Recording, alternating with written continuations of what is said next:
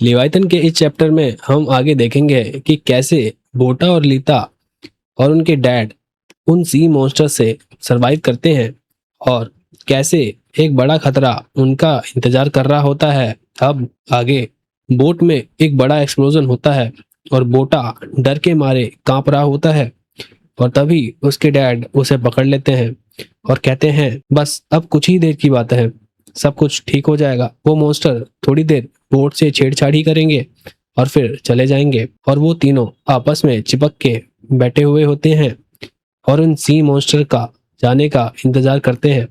और कुछ देर बाद मॉन्स्टर्स चले जाते हैं और बोटा और लीता को उनके डैड सुला देते हैं। लेकिन फिर बोटा पूछता है, डैड क्या आप भी जहाँ रहते थे क्या वहां भी सी मॉन्स्टर्स थे? जिसपे उसके डैड उसको हाँ में जवाब देते हैं और वो बताते हैं कि वो लोग पहले हारपूनिस्ट थे। तब बोटा पूछता है कि हारपूनिस्ट कौन कौन होते हैं? हारपूनिस्ट सी वॉरियर्स होते हैं जो कि सी मॉन्स्टर से लड़ते हैं अपने टाउन को बचाने के लिए। और फिर वो बताते हैं कि उसके डैड भी उनमें से एक ही हैं और वो एक अपना टैटू भी दिखाते हैं जिसके ऊपर 6 डॉट्स होते हैं जो कि स्टार्स होते हैं। तब बोटा पूछता है कि डैड स्टार्स क्या होते हैं? जिस पे उसके डैड बोलते हैं, ओह मैं तो भूल ही गया था, मैंने स्टार्स कभी दिखाए ही नहीं है। और वो बताते हैं कि एक स्टार इतना ब्राइट होता है कि तुम उसे रात के अंधेरे में भी देख सकते हो। बहुत साल पहले लोग स्टार की मदद से ट्रैवल किया करते थे जिससे वो रास्ता ना भटक जाएं। और वो सारे स्टार्स करोड़ों हीरो जैसे दिखाई देते थे।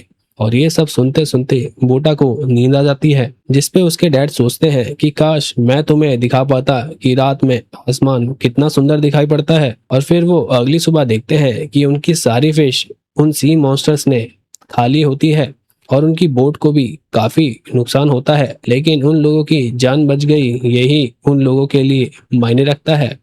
और फिर बोटा अपने डैड को बोट पे वो निशान दिखाता है और कहता है ऐसा लग रहा है कि वो लोग हमें ये जगह छोड़ने की वार्निंग दे रहे हैं। मगर उसके डैड कहते हैं इसका मतलब ये है कि अब उन्हें पूरे हफ्ते इस बोट की मरम्मत करनी होगी। और बोलते हैं कि अब हमें पार्ट्स की भी जरूरत होगी, जिसपे बोटा ओशन के अंदर जाने के लिए कहता है और बोलता है कि मैं अकेले ही पार्ट्स ले आऊंगा और वो आराम से बोट को ठीक कर लेंगे।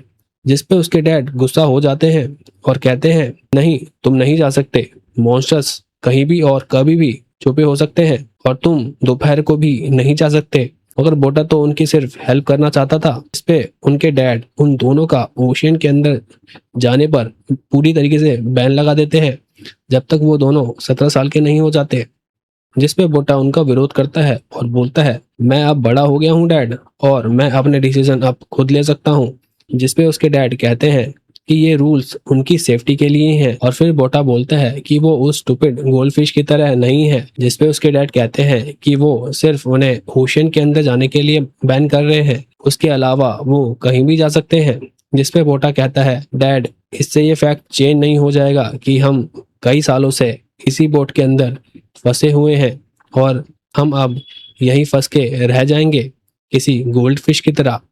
फिर बोटा के डैड उसे समझाने लगते हैं। फिर अचानक लीता बोलती है डैड आप दोनों लड़ना बंद करो और वो देखो बर्ड्स। और वो दोनों शॉक्ड हो जाते हैं बर्ड्स को देख के और फिर वो उन बर्ड्स का पीछा करने लग जाते हैं। और फिर वो देखते हैं एक बंजर पड़ी बिल्डिंग को ओशन के बीचों बीच और वो सारे बर्ड्स अब इसी बिल्डिंग्स पे रह रहे होते हैं। और फिर बोटा चिल्लाने लगता है लोग वहां देखो, लोग हैं काफी सारे। और वो दोनों आवाज लगाने लगते हैं जिसपे उनके डैड उन लोगों को चुप करा देते हैं और खुद वहां जाके देखने का फैसला करते हैं और बोलते हैं अगर मुझे कुछ हो जाए तो तुम लोग वोट को लेकर यहाँ से चले जाना। क्या आप उनसे लड़ोगे डैड?